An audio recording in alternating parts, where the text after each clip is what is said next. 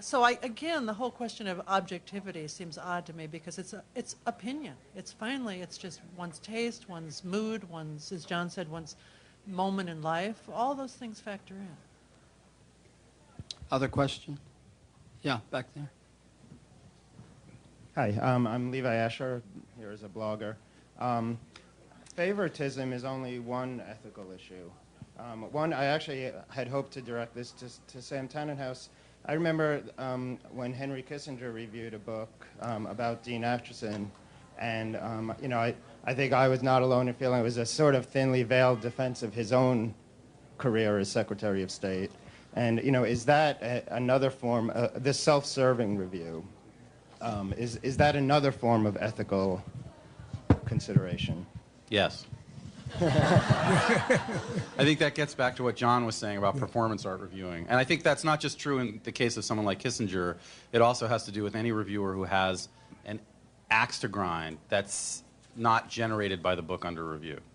I mean, maybe the book under review gives you an axe to grind, pro or con, but not. But I'm not interested in the reviewer who comes in with a soapbox and then stands on it and uses the book as an excuse to wax philosophical or otherwise about a variety of subjects.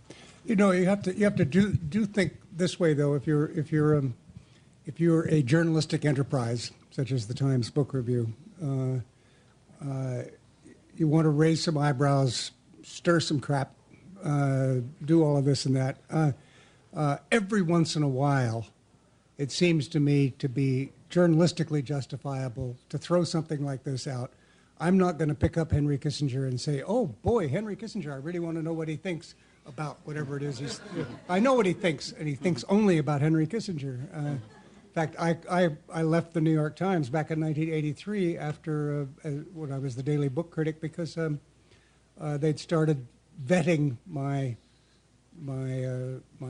newspaper reviews politically, and a particular example was Henry Kissinger's memoirs. They held it for a week. I went to every editor in the place, and I basically just, he said, and I have to say this is off the subject, but Henry Kissinger in his first volume of memoirs wrote that he'd spent one sleepless night in all his years in public service, and that was the evening before his secret visit to China when they were opening up the channel to China.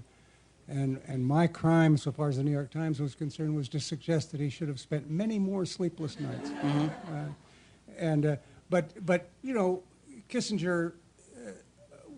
Every once in a while you want to get. I mean, I remember back in my day, you get Eugene McCarthy. Well, you were going to get Eugene McCarthy being disdainful of everybody else, but you were going to get people to read it, and that was just showbiz. John, before we go to the next question, can you just explain what you mean by performance art criticism? Because I've always loved your reviewing, and I think of you as a performance art critic. I mean, of every 10 metaphors in one of your sentences, I think 8 absolutely soar, and that's the highest percentage I know of anybody. But do you mean instead of telling people what the book is about and giving them your experience of the book, so the book disappears? I have never, like you, and I read the reviews that show up on the online that you write, Carlin. You always make it a point to quote the writer you're reviewing. You always make it a point. We always try to. Sure, the metaphors that I use or you use should somehow come out of the metaphors that we've been exposed to by the book. You begin to think like the if you admire the writer, like the writer, so that it's suggestive, and they ought to be in the service of the book. The best in the business ever for doing this was Isaiah Berlin, where you sometimes couldn't tell when he was writing about Herzen or something like that, where Herzen stopped and Berlin took over. This gives a kind of momentum to the review and also persuasiveness to the review. I'm not saying that you shouldn't write well when you write. I'm saying that it should not be at the expense of the writer and the book that you're reviewing. That everybody sees only you, and not the writer, because quite frankly, it is a parasitic business, reviewing. Without the genius, we are nothing. We are nothing, but we are riding that genius. We are symbiotic on it. And somebody had to do a lot of work so that we do less amount of work.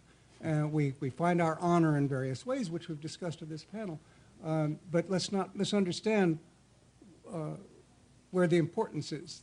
The importance and the responsibility to the reader and to the writer is to make sure that we keep who's first.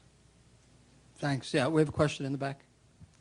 Yeah, I first of all want to know about negative reviews. To me, as a reader, they're more enjoyable to read. My sense is that they may